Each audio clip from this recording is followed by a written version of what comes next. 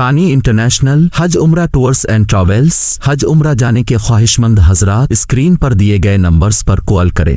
السلام علیکم ورحمۃ اللہ وبرکاتہ۔ حضرات علماء کرام، خطباء اعظام، ائمہ مساجد اور ملت کے درد مند فکر مند حضرات، بندہ ابو القاسم نعمانی خادم دارالعلوم دیوبند آپ سے مخاطب ہے۔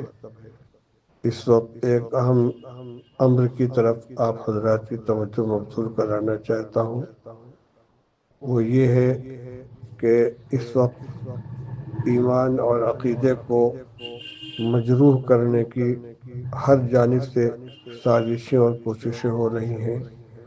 قادیانیت کا فتنہ پہلے سے سر اٹھائے ہوئے ہے۔ اس وقت ماضی قریب میں کچھ نئے فتنے وجود میں آئے ہیں، جس میں خاص طور پر شکیل بن حنیف کا برپا کیا ہوا فتنہ شکیلیت اور گوہر شاہی فتنہ، یہ بہت تیزی کے ساتھ پھیل رہے ہیں اور مسلمانوں کے ایمان کو غارت کر رہے ہیں۔ اس کے علاوہ چھوٹے موٹے سوشل میڈیا کے ذریعے جو غلط خیالات و نظریات پھیلائے جا رہے ہیں، محمد علی انجینئر مرزا کا فتنہ ہے، جاوید غامدی کے نظریات ہیں، راشد شاہ کے خیالات ہیں، اور بھی مختلف علاقوں کے اندر علاقائی سطح پر غلط قسم کے نظریات پھیلائے جا رہے ہیں، جن میں اکثر وہ ہیں جو گمراہی کی طرف لے جاتے ہیں، اور کئی ایک براہ راست ایمان کو متاثر کرنے والے ہیں، جیسے گوہر شاہی فتنہ، شکیلیت کے فتنہ۔ یہ ہماری دینی اور ایمانی ذمہ داری اور حمیت کا تقاضا ہے کہ ملت کے نوجوانوں کے ایمان کو، اپنے آنے والی نسلوں کے ایمان کو، بلکہ پوری ملت کے ایمان کو محفوظ رکھنے کے لیے اللہ تعالیٰ نے جتنی استطاعت عطا فرمائی ہے اس کو استعمال کے اندر لے آئے ہیں۔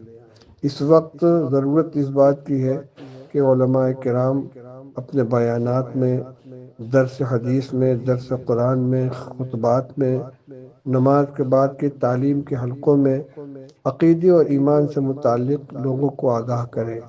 خاص طور سے حضرت عیسیٰ علیہ السلام اور حضرت مہدی علیہ السلام اور دجال کے سلسلے میں جو پیشین گوئیاں ہیں، حضرت عیسیٰ علیہ السلام کے نزول کے بارے میں کیا پیشین گوئیاں ہیں، حضرت مہدی علیہ السلام کے ظہور کے سلسلے میں رسول اللہ صلی اللہ علیہ وسلم نے کیا علامتیں بتلائی ہیں۔ اسی طرح حضرت حضرت عیسیٰ اور حضرت مہدی علیہ السلام دونوں دو شخصیتیں ہیں، دونوں کی علامتیں الگ الگ ہیں، دونوں کے کام الگ الگ ہیں، اس کی بھی وضاحت ہو جائے۔